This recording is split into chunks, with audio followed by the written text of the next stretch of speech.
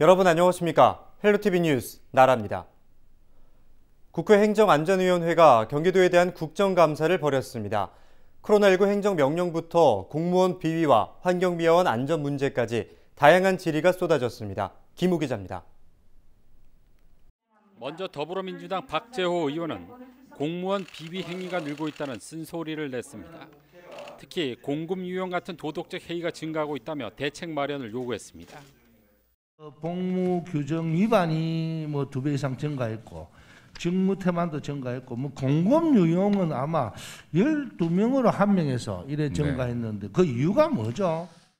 제가 취임한 후에 좀 엄하게 하고 있습니다. 그래서 특정한 지위를 이용해서 부당한 이익을 취하는 것이 사실은 남의 물건을 훔치는 절도범보다 훨씬 더 나쁩니다. 사회적으로 엄청난 피해를 입히기 때문에 지위를 이용한 그런 화이트 칼라 범죄들에 대해서는 지금보다는 훨씬 엄하게 벌할 필요가 있다고 생각합니다. 그것도 있고 또 환경미화원의 작업 환경 개선에 대한 요구도 이어졌습니다. 작업 중 죽거나 다치는 환경미화원을 줄이기 위해 지난해 10월 폐기물 관리법 시행 규칙이 개정됐지만 지자체가 조례를 통해 예외 규정을 둬서 사고가 끊이지 않고 있다고 지적했습니다.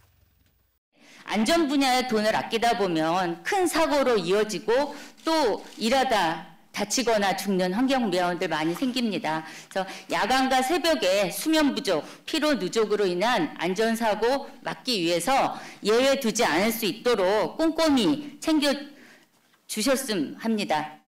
특별한 예외적 상황, 예를 들면 심각한 상황이 갑자기 발생했을 때 그냥 기존의 규정대로 할 경우 문제가 있을 수 있다. 공익적 관점에서. 그래서 예외를 두자는 건데 이 예외를 두는 건 사실 시군의 업무에서 저희가 뭐라고 하긴 어렵지만 가급적이면 예외를 좀 최소화하도록. 코로나19 예방을 위한 행정명령에 대해 공무원들의 안일한 행동에 대한 질타도 이어졌습니다. 도민들에게는 모임 자제를 요청하면서 정작 공무원 본인들의 모임은 줄고 있지 않다고 지적했습니다. 공무원들이 코로나 감염 예방을 명분으로 해서 각각 시민들에게 갖가지 규제를 하면서도 정작 자기네들은 지키지 않는 사례가 많다.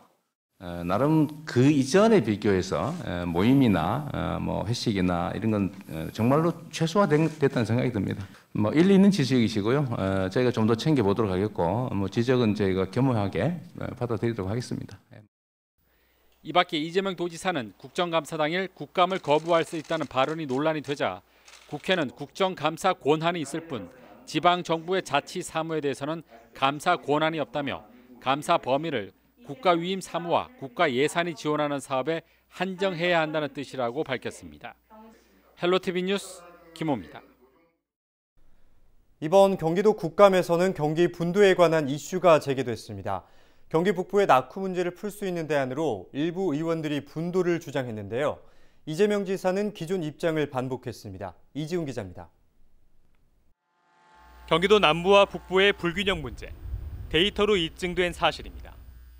경기 남부 지역 시군의 재정 자립도는 42.9%인 반면 북부는 28.2%에 불과한 실정. 1인당 지역 내 총 생산 역시 남부와 북부 간 격차가 확연합니다. 이런 배경에서 나온 주장이 바로 경기분도, 경기도를 남부와 북부로 나눠서 북부 지역을 지금보다 살기 좋게 해야 한다는 겁니다. 지난 30여 년 전부터 제기되어 온 이 이슈가 올해 경기도 국감에서도 올랐습니다. 경기 북부 지역 여야 의원들이 경기 분도의 필요성을 제기했습니다. 이제 문제는 균형 발전인데 균형 발전이 돼 있다면 그 북부에 있는 주민들이 그 분도를 해달라는 요구가 있지는 않았을 겁니다. 이 경기 북도에 대한 신설은 정말 필요치 않나 생각을 하고 있고요. 행안부에 제가 질의했을 때 그때 장관께서 하신 말씀이 경기도의 의견이 중요하다. 그동안 경기 분도에 부정적인 입장을 표했던 이재명 경기도지사. 입장엔 변화가 없었습니다. 북부가 저발전한 상황은 남부에서 북부를 신경 쓰지 않아서가 아니고 군사 규제라든지 수도권 규제라든지 이런 규제 때문인 게 분명하고요. 그러면 분도를 하면 그 규제 문제가 해결될 수 있냐? 전혀 아니죠. 그건 똑같은 문제입니다. 다만 이 지사는 북부 지역의 불균형 문제는 공감한다면서 분도를 하더라도 지금은 아니라고 못 박았습니다. 장기적으로는 분도해야 되겠지만 준비를 해야 된다는 말씀을 드리잖아요. 이제 북부 지역이나 재정 투자라든지 산업 유치라든지 뭐 소득 수준을 최대한 향상시켜서 균형을 맞춘 다음에 해야 된다는 말씀을 드리는데 경기 분도가 가능하려면 국회 입법이 이루어져야 합니다. 경기 북도 설치 관련 법안은 지난달 21일 행안부 법안소위가 공청회를 의결하는 등 국회 차원의 논의가 속도를 내고 있습니다. 헬로티비 뉴스 이지훈입니다. 지난해 경기도의 독자적인 버스 요금 인상이 정부의 요구 때문인 것으로 밝혀졌습니다. 이재명 경기도지사는 국토교통위 국정감사에서 지난해 버스 요금 인상 이유에 대해 국토교통부의 요구를 받아들인 것으로 설명했습니다. 이 지사는 국토부가 주 52시간 정착을 위해 버스회사 지원이 필요한데 재정이 부족하다며 경기도만이라도 버스 요금을 올려달라고 해 수용했다고 설명했습니다. 경기도 시내버스 요금은 지난해 9월 1,250원에서 1,450원으로 20원 올랐습니다. 국회 국토교통위원회가 이재명 경기도지사의 부동산 정책에 대한 검증을 진행했습니다. 기본주택이 주요 이슈로 다뤄졌는데 이재명 지사의 부동산 정책 철학을 엿볼 수 있었습니다. 이지훈 기자입니다. 평생 동안 싼 값으로 역세권 아파트에 살게 하겠다. 경기도가 내놓은 주택 공급 대책, 이른바 기본주택입니다. 국회 국토교통위원회 경기도 국감에서 이 기본주택이 주요 이슈로 다뤄졌습니다. 결국은 장기적으로 어떻게 이게 유지될 수 있을 것인가 문제인 것 같아요. 경기도형 지금 공공임대주택은 매각하지 않겠다는 거 아닙니까? 수지 균형을 맞추는 개념 정도의 임대를 책정하기 때문에 그래서 전세가 아니라 월세 개념으로 저희가 전환을 하려고 하는 것이고요. 어떤 성량값 아파트와 같은 그러니까 공공임대주택이 가진 기존의 이미지가 상당히 좋지 않은 측면이 있기 때문에 그렇습니다. 그걸 개선하기 위한 거기에 필요한 복합 커뮤니티 시설이라든지 이런 것들을 충분히 배치해서 기피 시설이 아니라 선호 시설이 되게 할 계획을 가지고 있습니다. 이와 관련해 이재명 경기도지사는 부동산으로 돈을 벌지 못하게 해야 한다며 현 정부의 부동산 정책을 강화할 필요가 있다고 밝혔습니다. 실패다 이렇게 얘기할 건 아니고 지금 그 기조가 맞는데 거기서 물샐 틈 없게 좀 더 섬세하게 완벽하게 강하게 장치할 필요가 있다라고 저는 그렇게 방향을 생각하고요. 한편 이날 국감에서는 전날 국감에서 경기도 홍보 예산이 과다하다는 일부 야당 의원의 지적에 이재명 지사가 국민의힘을 국민의 짐으로 언급한 것을 두고 공방이 벌어지기도 했습니다. 제1야당의 당명의 국민의 짐이 뭡니까? 아니 그런 얘기를 들을 정도로 하시면 안 된다 이런 충고를 드린 거예요. 헬로티비 뉴스 이지훈입니다. 지난 19일부터 이틀에 걸쳐 진행된 국회 경기도 국정감사가 마무리됐습니다. 의정부를 지역구로 둔 더불어민주당 오영환, 김민철 국회의원은 모두 초선 의원인데요. 이번 경기도 국감에서 이들 의원들은 지역의 오랜 민원을 적극적으로 해결하려는 모습을 보였습니다. 이지훈 기자입니다. 지난 4월 총선에서 승리하면서 금배지를 단 더불어민주당 오영환, 김민철 의원. 국회 행정안전위원회에 소속된 두 의원은 이번 국감에서 경기도 등 상급 기관을 상대로 의정부 지역 민원 해결을 요구했습니다. 국회 입성 후 7호선 노선 변경을 최우선 과제로 삼겠다고 약속한 김민철 의원. 경기도 국감에서 이 문제를 꺼내들었습니다. 그래서 지금은 역을 해달라는 게 아니고 노선만으로도 이렇게 변경해달라는 요청이 있는데 설계 변경이라도 해서 이런 부분을 그 지사님 입장에 좀 적극 공사가 착공이 됐더라도 한번 검토해 주시는 거 어떤지. 제가 지금 현재 복선화라든지 역 없이 연장을 한다든지 아니면 노선을 바꾼다든지 하는 문제는 제 입장에서는 쉽게 말씀드리기가 매우 어렵습니다. 김 의원은 미군기지 환경 오염 문제에 대한 대책도 요구했습니다. 그 도지사님께서 그 경기도 내에 있는 곳이라도 한 20여 개의 그 오염물질 발견된 것, 도민들의 건강을 생각을 해서 특단의 대책을 세워서 정부와 이렇게 협상을 하거나 이렇게 해주실 수 있습니까? 오영환 의원은 경기의료원 의정부병원의 낙후 문제를 지적했습니다. 네, 이 6개 지역에 있는 경기의료원 중에 유일하게 확장 이전이 안 된 것으로 알고 있습니다. 그리고 현재 2020년 8월 기준으로 경기 이천에 이어서 두 번째로 많은 내원 환자가 방문하고 있고요. 또 그런데도 불구하고 6개 병원 중에 가장 적은 예산이 투입되면서 협소하고 노후되고 안전에도 문제가 있고 의정부 의료원 문제는 사실 의정부에 민간병원이 대규모로 지금 들어왔거나 들어오고 있는 중이어서 어쨌든 공공의료는 민간의료의 부족한 부분을 채우는 측면이기 때문에 어쨌든 그런 고려도 좀 하고 있다. 경기 남북 구간 불균형 문제. 두 의원 모두 경기 분도를 대안으로 주장했습니다. 이제 문제는 균형 발전인데 균형 발전이 돼 있다면 그 북부에 있는 주민들이 그 분도를 해달라는 요구가 있지는 않았을 겁니다. 북도 주민들을 상대로 이 설문조사를 한 결과 찬성이 압도적으로 더 높았습니다. 46.3%가 찬성의 의견을 보였고요. 장기적으로는 분도해야 되겠지만 준비를 해야 된다는 말씀을 드리잖아요. 이제 북부 지역이나 재정 투자라든지 산업 유치라든지 소득 수준을 최대한 향상시켜서 균형을 맞춘 다음에 해야 된다는 말씀을 드리는데. 헬로티비 뉴스 이지훈입니다.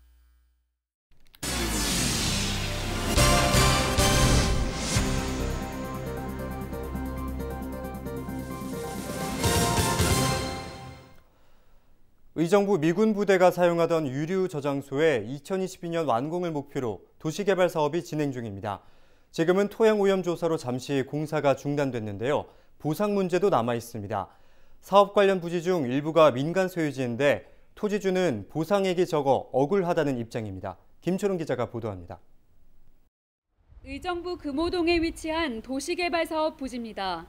이곳은 미군 유류 저장소로 쓰이던 곳인데 아파트와 오피스텔 등 주거 업무 시설과 미래 직업 체험 공간 등이 들어설 예정입니다. 사업 관련 부지는 총 8만여 제곱미터로 이 중 약 95%가 국방부 소유입니다. 도로 확장에 필요한 일부 부지는 사유지인데 여기서 보상 문제가 불거졌습니다. 해당 부지는 377제곱미터 규모로 토지와 건물 모두 김해김씨 종사랑 군용화 종친회 소유입니다. 사업 시행사가 제시한 토지 보상액은 총 7억 6,200여만 원으로 평당 약 660만 원입니다. 종친회는 소유지가 갑작스레 도시개발 사업에 포함된 것도 모자라 저평가됐다며 억울함을 표했습니다. 개인의 소유를 왜 그 공유지 부지에다가 합류해가지고 왜 같이 공동사업으로 묶어가지고 했는지는 모르겠습니다만 감정을 한 그 내용이 너무너무나 형편없고 억울하고 분하고 그래서.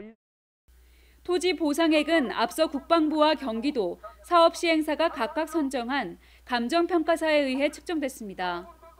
일단은 동일 용도 지역에 유사한 용도로 이용 중인 것을 표준지로 골라서 비교하게 되어 있습니다. 하지만 토지주는 토지 용도가 같다고 해도 부지 위치나 해당 부지에 상가 입주 건물이 있는 점 등을 고려하면 가격이 달라진다고 주장합니다. 사업 시행사는 다시 협의를 진행할 계획이라고 밝혔습니다. 법적으로는 시험 재결 신청인데 아직 그런 거기까지는 간 건 없습니다. 그래서 이제 계속 협의를 해봐야죠. 협의가 이뤄지지 않을 경우 관련법에 따라 해당 토지가 강제 수용될 수 있어 토지 소유주는 법적 대응도 불사하겠다는 입장입니다. 헬로티비 뉴스 김초롱입니다. 주민들의 반발에 부딪혔던 양주 고형연료 발전소 건립이 사업주의 행정심판 승소로 조건부 승인으로 가닥이 잡히는 듯 했습니다. 그런데 양주시가 주민들의 반대 여론을 이유로 다시 재불가 입장을 밝혀 앞으로 행정소송 등 치열한 법적 다툼이 예상됩니다. 김호 기자입니다. 양주시는 지난 4월 고형연료 발전소 건립에 대해 불가 입장을 밝혔습니다. 사업주는 지난 8월 양주시를 상대로 행정심판을 청구했고 경기도는 사업주 손을 들어줬습니다. 고형연료 사업 불가 주장이 너무 포괄적이고 구체적이지 않다는 이유 때문이었습니다.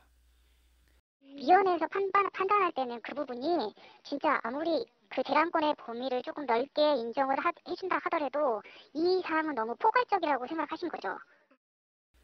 행정심판 이후 조건부 승인으로 가닥을 잡았던 양주시는 그러나 다시 재불가 입장으로 돌아섰습니다.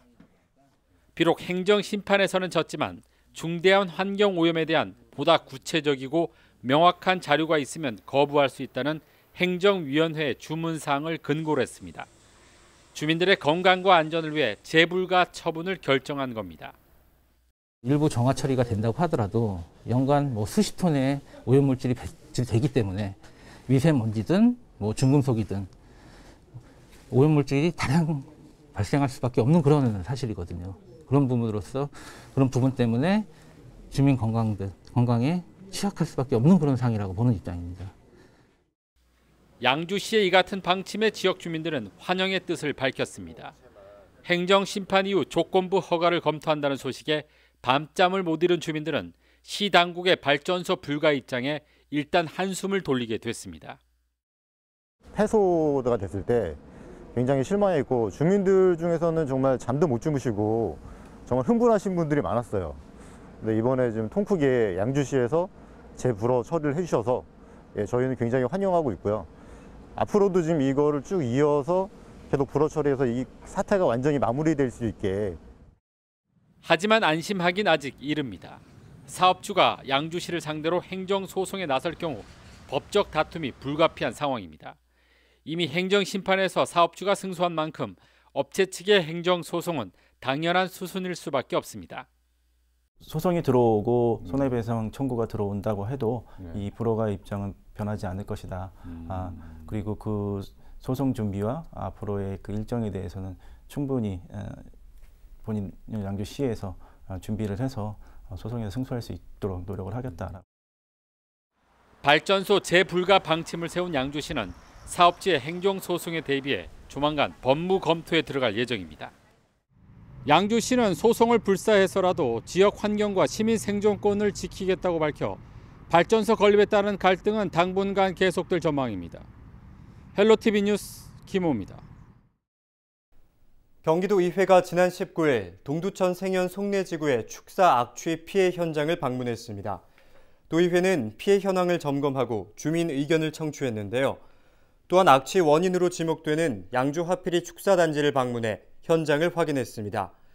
동두천 생현 송내지구는 지난 2003년 입주한 이후 주민 4만여 명이 양주 축산단지로 인한 피해를 호소해왔습니다. 경기지역 내 고시원이나 쪽방, 여관 등에 사는 비주택 거주자가 1년 사이 3배가량 증가했습니다. 지난 18일 경기도가 국회에 제출한 자료를 보면 안산구와 남양주 등 도내 6개 시군의 비주택 거주 인원은 지난해 453명에서 올해 9월 기준 1,218명으로 집계됐습니다.